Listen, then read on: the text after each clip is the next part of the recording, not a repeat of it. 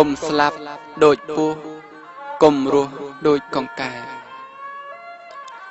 កូនអើយកុំស្លាប់ដូចសត្វពស់បើរស់កុំដូចសត្វកង្កែបពាក្យពីបុរាណមានបទបែបកូនអើយខំក្រេបពិចារណាពាក្យថាកុំស្លាប់ដូចសត្វពស់លោកពន្យល់មនុស្សរាល់រូបបាកុំឲ្យដាក់ខ្លួនអោនអាត្មាគេជន់សិរសាក៏មិនស្ដីបើរស់រងការគៀបសង្កត់មិនត្រូវអំណត់ហួសខន្តីស្វែងយល់កតិបំភ្លឺក្តីកុំស្លាប់វាហីដូចសត្វពស់ធម្មជាតិបង្កើតកាយសារពាង្គជីវិតរូបរាងដង្ហើមរស់មនុស្សសត្វកើតមកប្លែកតែឈ្មោះត្រង់ស្លាប់នឹងរស់មិនខុសអ្វីអនិច្ចំទុក្ខំអនត្តាកើតស្លាប់ធម្មតាជាប្រក្រតីតែមនុស្សខុសប្លែកសត្វដទៃស្លាប់មានតម្លៃសល់គេឈ្មោះពុកនឹងប្រៀបធៀបនៃមួយទៀតកូនគុំចង្អៀតឆ្លៀតពីគ្រោះលោកថាកុំឲ្យស្លាប់ដូចពស់ឃ្លានេះពីរោះមានអត្ថន័យសត្វពស់ប្រៀបមនុស្សដែលខូខើរស់នៅអាស្រូវចិត្តអប្រ័យប្រព្រឹត្តកោងកាចអណ្ដេរថៃ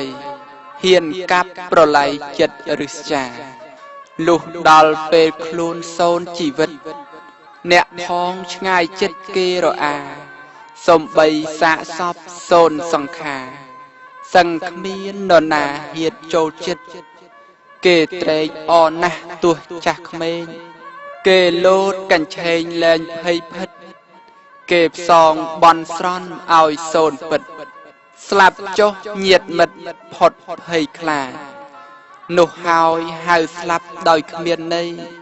ត្បិតធ្លាប់អប្រ័យចិត្តកោងកាចប្រៀបបានសត្វពស់ឈ្មោះអំណាចញាតិផងខ្ពើមខ្លាចស្អប់អាត្មាកុំស្លាប់ដូចពស់ដូច្នោះឯងភាសិតលោកថ្លែងពិតពឹសស្ដាលោកឲ្យកូនចៅពិចារណាកុំឲ្យអាត្មាស្លាប់ដូចពស់ម្យ៉ាងទៀតកុំរស់ដូចកង្កែបនៃនេះសង្ខេបមិនបង្ហួសលោកចង់ប្រដៅទៅចំពោះផងជនដែលរស់ខ្ពស់សំដីសម្បើមសម្បូរដោយវោហាប្រោកប្រាជ្ញវាចាអូតខ្លួនល្បីបើកភ្នែកបើកមាត់បើកសម្ដីអង្គុយលើល្អីលើកខ្លួនឯងបបាច់បបោចមាត់ស្រួចស្រាវ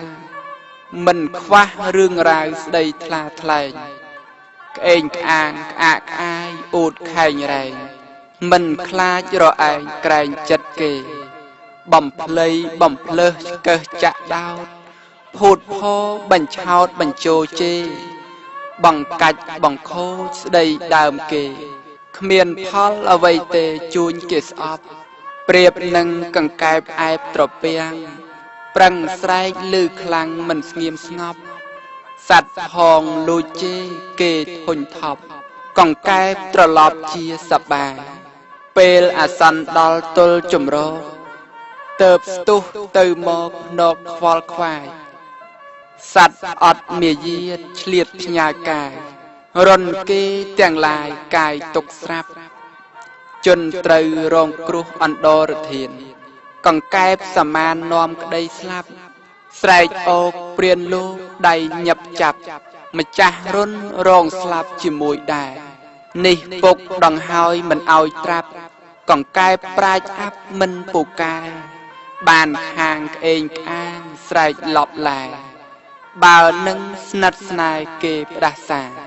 មើលចុះសំងំក្រោមដើមឈូកស្រែកយំអូកអូកសោះសោកាដេកត្រាំភក់ផុកស្អុយរអាមិនយល់ឈូកផ្កាក្រអូបសាយរស់នៅបង្កោយក្បែរបង្កិតចាញ់កន្លងពិតហើពីឆ្ងាយក្រែបរស់លំអងឥតចិនណាយកង្កែបនៅអាយខ្វះគំនិតនេះឯងពុកថ្លែងដោយសង្ខេប កុំត្រាប់កង្កែបល្ងងងងឹតកុំរស់តែមាត់ភ្នែកដូចបិទញាតមិត្តឆ្ងាយចិត្តពូនប្រមាទសូមអនុមោទនា